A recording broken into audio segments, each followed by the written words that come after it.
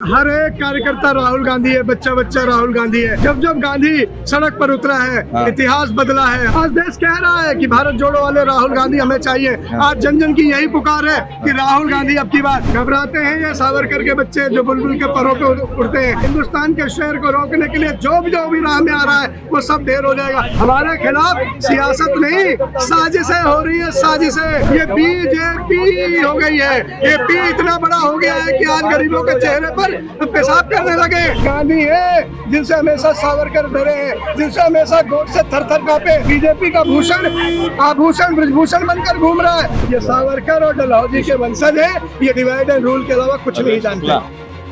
राहुल गांधी जी की Gujarat high court ने याचिका खारिज कर दी है। एक फैसला आया है, न्याय आने की अभी बारी है।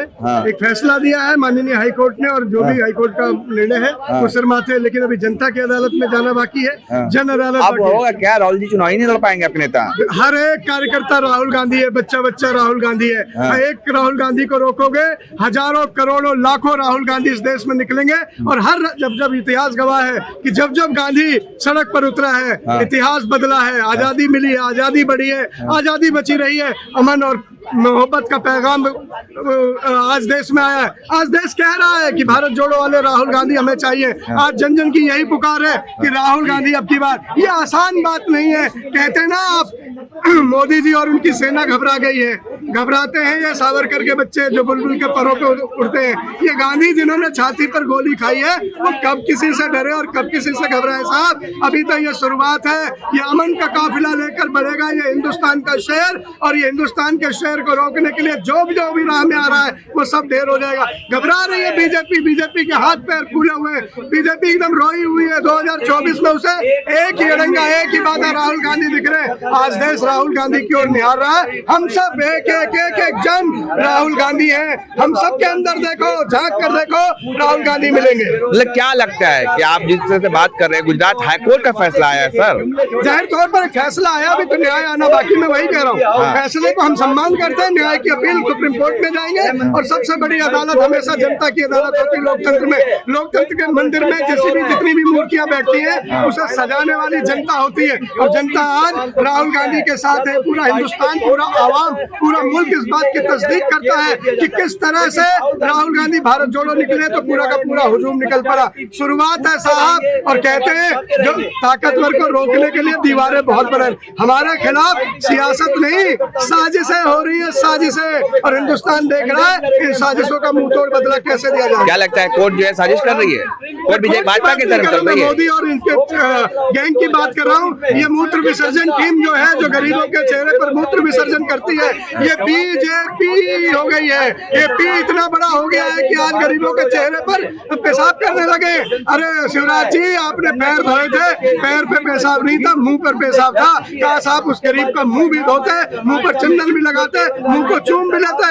लेकिन ये नाटक नौटंकी वाले लोग हैं। ये आदिवासियों को कुछ नहीं समझते, गरीब को कुछ नहीं समझते, लोकतंत्र को नहीं समझते। एक बार फिर से बीजेपी के रूप में डलहौजी की आत्मा जिंदा हो गई है। वोट डालो और राज करो।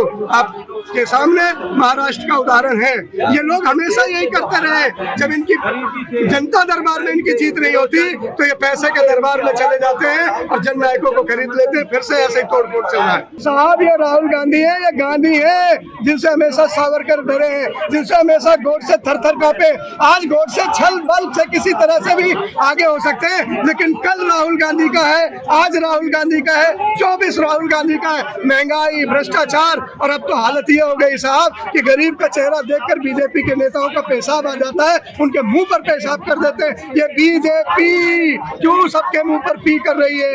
ये देखना है कि न रोजगार दे पाए, न स्मार्ट सिटी दे पाए, न एम्स दे पाए, न काला धन ला पाए। अब क्या करेंगे साहब? तो एक शेर को रोक लो। इन्हें इतिहास पढ़ना चाहिए। महात्मा गांधी, इंदिरा गांधी, राजीव गांधी और अब राहुल गांधी, ये जब सड़क पर निकलेंगे सैलाब आएगा। आवाम इनके साथ है और हाथ से हाथ जोड़कर मजबूत और की बात कर रहे हैं। बुलडोजर चल तो गया बीजेपी के नेता पर। बुलडोजर काश उस आदमी के ऊपर चलता जिसने पेशाब करने की जरूरत की थी। बुलडोजर काश, हाँ जी, एनएसए लगा है। नहीं कुछ भी धाराएं लगा लो। नरोत्तम मिश्रा ने कहा है उनके घर पे बुलडोजर चलेगा। नरोत्तम मिश्रा के साथ ही उसके गले भैया करती हुई फोटो है जिसने पेशाब किया है, उसी के साथ उसके गल भैया, उसी का जिंदाबाद करता हुआ वो इन्हीं लोगों ने बढ़ाया। इतना बीजेपी ने ताकत कैसे दे दी अपने कार्यकर्ताओं को, अपने नेताओं को, कि गरीब का चेहरा देख के उसके चेहरे पर पेशाब करने का मन कर जाए। ये इतिहास में कब हुआ है? कब हुआ है? होकर सम्मान कर रहे हैं। जब से नरेंद्र मोदी आए हैं तब से लोग गरीब के चेहरे पर पेशाब करने की जरूरत करने लगे, मेडल लाने वालों के मुंह पर बूथ रखने लगे, आरोपी बलात्कारियों को छोड़ने लगे, और बीजेपी का भूषण आभूषण ब्रजभूषण बनकर घूम रहा है। और ओलंपिक का मेडल लाने वाला, देश को मेडल देने वाले लोग, तिरंगा का सम्मान करने वाले कुचले जाने लगे। ये देश की हालात इससे पहले इतनी बदतर नहीं थी, ये देश का लोकतंत्र इससे पहले इतना खंडहर नहीं था, ये देश के लोग इतने कमजोर कभी नहीं हुए थे। आज इतने घमंड में मोदी और मोदी के लोग घूम रहे हैं कि दिल दुखता है साहब। क्या बीती होगी उस गरीब पर? कल्पना कीजिए कि आपके ऊपर कोई ऐसा करता तो आप क्या कहते? मजबूत हाथों में है देश, इसको पकड़ना पड़ेगा। अगर इसे मजबूत हाथ कहते हैं तो भैया आप भी अपना चेहरा बचा के रखना। हो सकता है कोई मजबूत हाथ वाला आपके चेहरे पर पेशाब कर जाए। अपने भी चेहरे पर रुमाल रख के घूमना, हो सके तो प्लास्टिक की पन्नियां अपने चेहरे पर डाल लेना। इतना मजबूत और इतना 56 इंच की छाती वाले लोग घूम रहे हैं कि अब देखते ही लोगों के मुंह पर पेशाब करने लगे। भैया ऐसे मजबूत आदमी हाथ में देश नहीं जाना चाहिए। संदीप जी, मोदी जी का करिश्माई नेतृत्व देखिए कि महाराष्ट्र में एनसीपी की पूरी टीम जो चली आती है, बीजेपी में शामिल हो जाती है। यही करिश्माई नेतृत्व डलहौजी के पास भी था। डिवाइड एंड रूल, फूट डालो राज करो, इसको तोड़ो उसको जोड़ो। जब जन अदालत में इनकी सुनवाई नहीं होती, जनता की अदालत में हार जाते हैं, तो ये धन बल और कुबेर के खजानों से 50 खोखा की बोली लग रही है साहब। आज जो टूट के आए थे सिंधे के साथी, जिस भी बारात में जाते पता क्या आवाज लगती है? 50 खोखा 50 खोखा 50 खोखा। और अब तो 100 खोखा कर दिया है। सुना है? तो ये खोखों से जो ये लोकतंत्र को खोखला करने की सियासत चल रही है, अपने आप में शर्मसार करती है, और मैं इसकी निंदा करता हूँ। देश इन हाथों में सुरक्षित होगा, यह देश जनता के दिए हुए फैसले पर सुरक्षित होगा। आवाम को सोचना होगा, हिंदुस्तान को सोचना होगा। देश में डिवाइड एंड रूल करने वाले लोगों को हमने 2 साल उनकी भी गुलामी सही है साहब, 10 साल इनका ही सही, 10 साल इनका ही सही।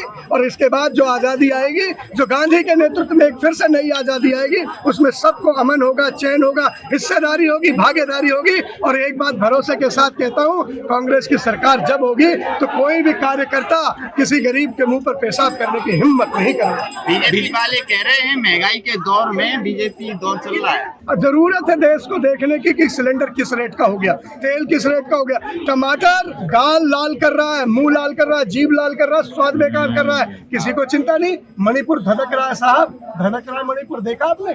एक खबर नहीं है मोदी मीडिया पे, राहुल गांधी जाते हैं, रोक दिया जाता है। एक जननायक उनसे मिलने जाता है, उनका दर्द पूछने जाता है, उनकी बात पूछने जाता है, उसे रोक दिया जाता है। क्यों रोकते हैं साहब? क्योंकि घबराने लगे हैं। घबराने वाले जिससे आदमी को डरते हैं उसे बंद करना चाहते हैं। बीजेपी वाले कह रहे राहुल गांधी जाएंगे जेल।